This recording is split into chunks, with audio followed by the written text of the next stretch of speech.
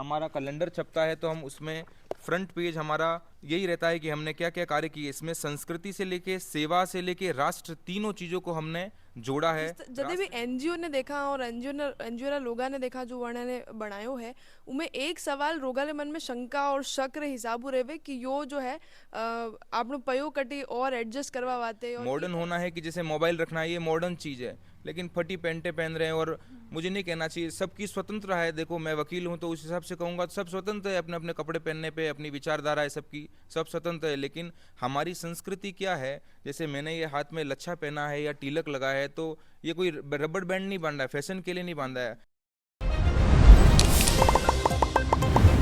नमस्कार राम राम खमा गणी सा मुँह किंजल और थे देखी रहे हो झलको में बार और आप जदे बात करा तो जदे जो इंसान है नहीं वो सब कुछ कर सके लेकिन एक काम सबू ज़्यादा मुश्किल है दूजा रे वास्ते काम करना सबू फिलहाल आज ही दुनिया में देखो जाए जतरी सेल्फिश दुनिया वेगी है दूजा रे वास्ते काम करनो ई तरह काम करनो कि आप दूजा रे हित में करा यो बहुत मुश्किल है। तो थे लाभचंद जैन सेवा संस्थान चलाओ जीरा अध्यक्ष थे हो हिमांशु जैन आपने लारे मौजूद है। सबू पहले तो आप लोग झलको में बार पे बहुत बहुत स्वागत है। मैं यूँ पूछना चाहूँगा कि संस्थान के बारे में मैंने थोड़ा बताओ कि की तरह यो काम एनजीओ करे है। सबसे पहले झलको मेवाड़ चैनल और आपका निजी तौर पे और मेरे संस्थान के तौर पे हार्दिक बधाई और स्वागत करता हूं कि आपने हमको चैनल का ये मंच प्रदान किया कि हम जैसे लोगों का भी आप इंटरव्यू ले रहे हैं। इसके लिए सबसे पहले आपको बहुत बहुत धन्यवाद। आपके सभी दर्शकों को बहुत बहुत प्रणाम। मैं हिमांशु जैन, ये सामाजिक सेवा का जो गुण है वो मेरे हिसाब से शायद तक मेरे खून में ही आया है। मेरे दादाजी स्वर्गीय लाभचंद जी जैन साहब चावंड से थे, हम लोग चावंड से बिलोंग करते हैं। स्वर्गीय लाभचंद जी जैन महाराणा प्रताप स्मारक समिति जो चावंड वाली जो है उसके संस्थापक सदस्य थे। और उन्होंने आजीवन, जैसे अपन तो केवल नारा लगाते हैं कि राणा की जय और शिवा की जय, उन्होंने पूरा जीवन ही महाराणा प्रताप को समर्पित कर दिया। और संपूर्ण जीवन केवल वो समाज सेवा में और लोगों की मदद करने में उन, तो मुझे लगता है कि शायद तक ये मेरे में ब्लड में शायद तक हेल्पिंग नेचर है और काम उनके जैसा करने का प्रयास हम करते हैं। अगर ये संस्था के बारे में और आप जानने की कोशिश करा तो कई पर्टिकुलर काम है जो आप फिलहाल लोग रे बातें कर रहे हैं। आमतौर पे देखा जाता है कि कोई भी संस्था किसी टारगेट को या किसी मंच को लेके या किसी मुद्दे को लेके काम करती है। लेकिन जब हमने ये संस्थान 4 साल पहले जब इसका रजिस्ट्रेशन कराया और तब बनी, तब हमने सोचा था कि ऐसा कोई एक निश्चित प्रकल्प हम नहीं चुनेंगे, क्योंकि हम नहीं चाहते कि हमारी संस्था कोई एक विषय को लेके सीमित हो जाए। हम सारे कार्य जो हमको हमारे जितना सामर्थ्य है और हम सारे कार्य करते हैं। जैसे हॉस्पिटल में निःशुल्क फल वितरण है, गरीबों को भोजन वितरण है, सर्दियों में कपड़ा वितरण है, इस प्रकार के हम सारे कार्य करते हैं। मतलब कोई भी जॉनर एक फिक्स कर नहीं रखियो जटे नहीं जटे जरूरत वही बटे जी, बटे या जो वहाँ है वहाँ हमारी संस्थान या लाभचंद जैन सेवा संस्थान खड़ी रहेगी बिल्कुल। एक जिस जदे भी एनजीओ ने देखा और एनजीओ लोगा ने देखा जो वर्णने बनायो है उमें एक सवाल रोगा ले मन में शंका और शक रे हिसाबु रेवे कि यो जो है आपनो पयो कटी और एडजस्ट करवा वाते और ई तरह रे काम रे वाते एनजीओ खोले क्योंकि आज रा जमाने में दूजा रे वाते काम करना बहुत मुश्किल है। तो एनजीओ में अक्सर एक शक री निगाहों देखो जाए कि यो काम लाभ रे वाते दूजा रे नहीं है खुद रे वाते। तो ई पे कहीं कहना चाहोगा? सबसे पहले तो मेरी संस्था का नाम लाभ है, तो काम दूसरों को लाभ देने का है। और आज पिछले 4-5 साल हो गए संस्था को काम करते हुए, आज तक 1 रुपए भी सिंगल हमने किसी से डोनेशन नहीं लिया है।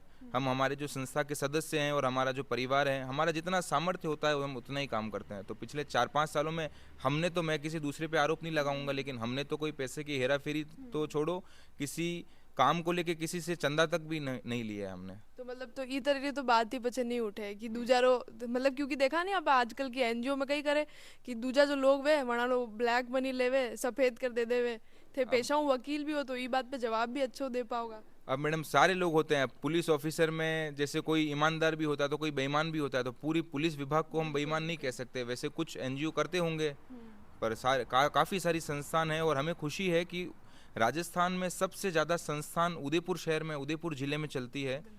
और ये हमारा सौभाग्य है कि हम ऐसे शहर में पैदा हुए हैं कि जहाँ सभी लोग सामाजिक कार्य कर रहे हैं। तो कोई राजनीतिक जुड़ाव है इस संस्था रो?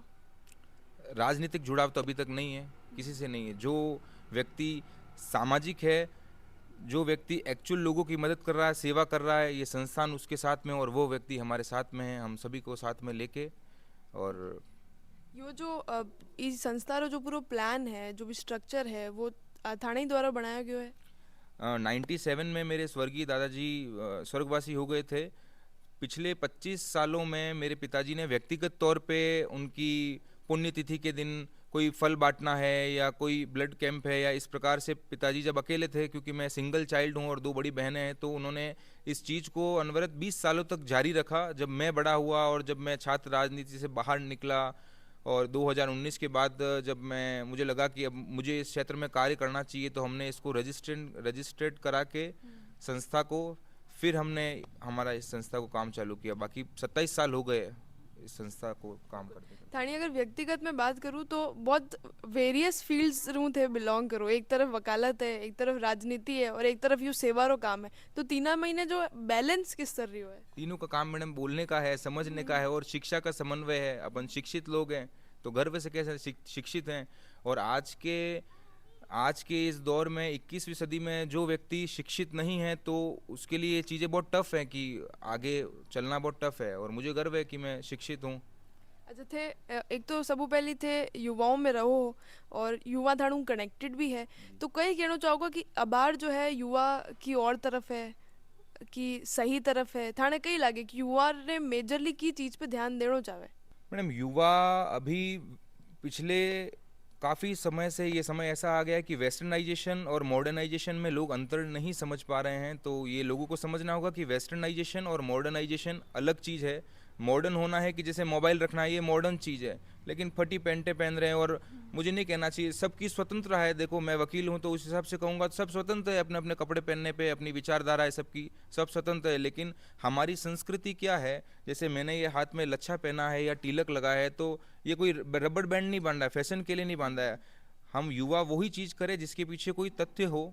जैसे आज मैं बताना चाहूँगा कि हमारी संस्कृति में एक अलावा या लच्छा बांधते हैं तो इससे साइंटिफिक फ़ायदा बॉडी को होता है, आपको भी पता होगा। ब्लड प्रेशर कंट्रोल में रहता है और आदमी संयमित रहता है। तिलक लगाने से फ़ायदा है कि आदमी की सोच और उसका व्यक्तित्व केंद्रित रहता है। तो युवा अपनी संस्कृति, अपने धर्म के साथ में रहे तो वो बहुत विकास करेगा। बिल्कुल। अगर ये संस्थान यहाँ पर बात करा, ये ट्रस्ट यहाँ पर बात करा, तो अगर दूजा लोग थाणु जुड़ना चाहे तो उरो कोई तरीको है? खुला मंच है, कोई भी आ सकता है। लोग मैसेज भी करते हैं कि भैया आपने वो प्रोग्राम किया, अच्छा लगा, बधाइयाँ भी मिलती है और कहते हैं कि भैया नेक्स्ट कोई कार्यक्रम करना तो हमें भी साथ में बुलाना। इस प्रकार से जैसे मैं भी बुलाऊंगा, हर साल हमारा कैलेंडर छपता है तो हम उसमें फ्रंट पेज हमारा यही रहता है कि हमने क्या क्या कार्य किए। इसमें संस्कृति से लेके, सेवा से लेके, राष्ट्र, तीनों चीज़ों को हमने जोड़ा है। राष्ट्र के लिए जैसे ये तिरंगा यात्रा की जो है, तो तिरंगा यात्रा भी हमारे द्वारा की जाती है। तुलसी माता हर आंगन में होनी चाहिए तो हमारे द्वारा निःशुल्क तुलसी माता का वितरण किया जाता है।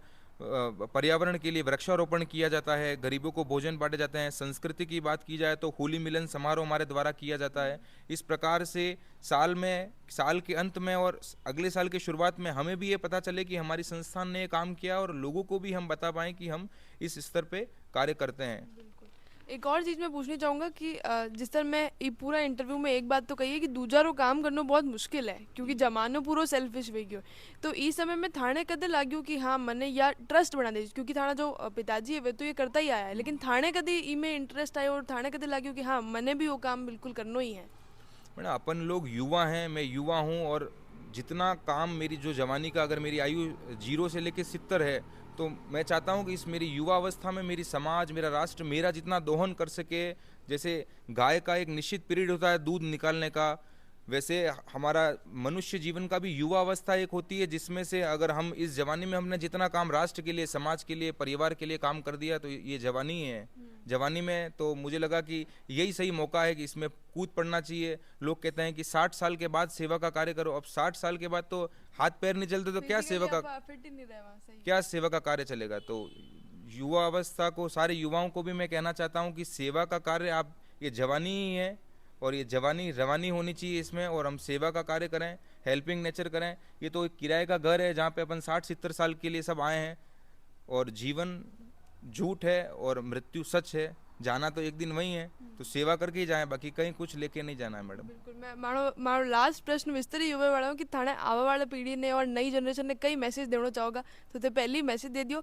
फिर भी अगर कोई रह गयो है, कोई नया लोग है जो अबार घर रे महीने और वाने लागे कि कई करना चाहे, लेकिन फिर भी वे की की वजह नहीं कर पावे या फिर वाणे महीने कॉन्फिडेंस नहीं रहे तो वाणे कई कहना चाहोगा? मैसेज मैडम मेरा ये है कि किसी को अगर कोई समाज सेवा या सोशल वर्क करना है तो उसको कोई संस्थान बनाने की जरूरत नहीं है।